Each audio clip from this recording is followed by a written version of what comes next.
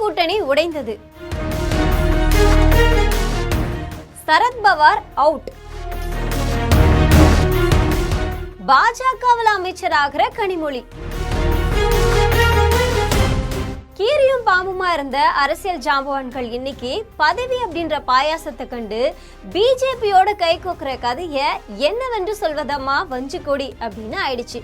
இருந்தாலும் நொந்த நூலானது என்னவோ இந்தியா கூட்டணி தான்.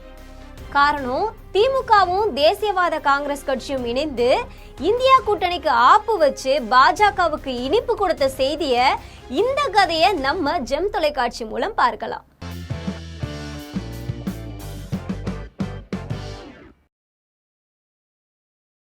தேசிய அரசியல்ல கூட்டணி கணக்குகள் வேகமா மாறி வர்ற நிலைமையில திமுக மற்றும் பாஜக தொடர்பா டெல்லி அரசியல் வட்டாரங்கள்ல புதிய தகவல் பரவிட்டு வருது.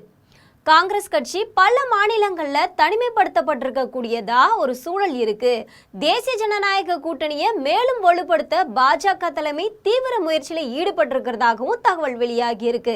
இந்த நிலைமையில மகாராஷ்டிராவோட மூத்த அரசியல் தலைவரும் தேசியவாத காங்கிரஸ் கட்சியோட முக்கிய முகமான சரத்பவார் தேசிய ஜனநாயக கூட்டணியோட நெருக்கமா இருக்கிறதாக அரசியல் வட்டாரங்கள் தெரிவிக்குது.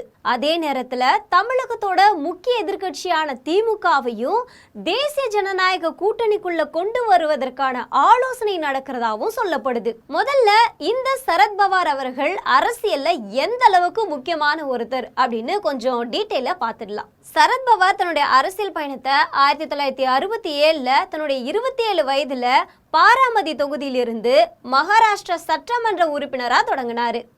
1978 காங்கிரஸ்ல இருந்து பிரிந்து மகாராஷ்டிரா முதலமைச்சரா முதன்முறையா பதவியேற்றாரு. அதுக்கப்புறம் காங்கிரஸ்ல மறுபடியும் இணைஞ்சு 1991 மத்திய பாதுகாப்புத்துறை அமைச்சராகவும் 1993 மறுபடியும் மகாராஷ்டிரா முதலமைச்சராகவும் பதவி வகித்தாரு. 1999 காங்கிரஸ்ல இருந்து பிரிஞ்சு தேசியவாத காங்கிரஸ் கட்சியான NCPயை தொடங்கினாரு. 2004 இருந்து 2014 வரைக்கும் மன்மோகன் சிங் தலைமையிலான மத்திய அரசியல் வேளாண் துறை அமைச்சராகவும் இருந்தாரு. மகாராஷ்டிராவில் காங்கிரஸ் NCP கூட்டணி ஆட்சியில முக்கிய பங்காற்றின அவரு 2023 NCP பிளவுக்கு அப்புறம் தன்னுடைய அணியை வழி நடத்திட்டும் வராரு.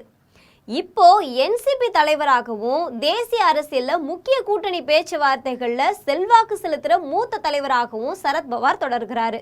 இதுக்காக திமுக தலைவர் மு.க. ஸ்டாலின் மற்றும் கட்சியோட முக்கிய நாடாளுமன்ற உறுப்பினரான கனிமொழி அவர்களோட சரத்பவார் பேச்சுவார்த்தை நடத்தினதா தகவல் வெளியாகி இருக்கு.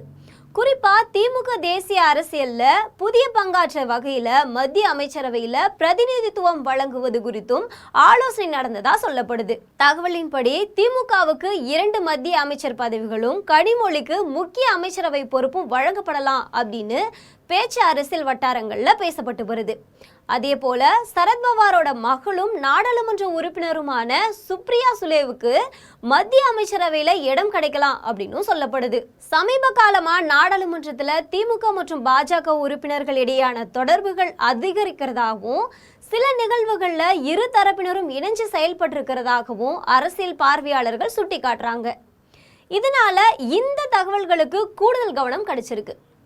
இருந்தாலும் திமுக தேசிய ஜனநாயக கூட்டணியில இணைய போகுதா இல்ல கனிமொழி அவர்கள் அமைச்சர் பதவி வழங்கப்படுமா அப்படின்றதுக்கான எந்த ஒரு அதிகாரப்பூர்வ அறிவிப்பும் இதுவரைக்கும் வெளியாகல. இருந்தாலும் சரத்பவார் மற்றும் திமுக தலைவர்களிடையான தொடர்பு நடந்தது உண்மை அப்படின்னு சில வட்டாரங்கள் சொல்றதுனால டெல்லி அரசியல்ல இந்த விவகாரம் பெரும் பரபரப்பை ஏற்படுத்தி இருக்கு.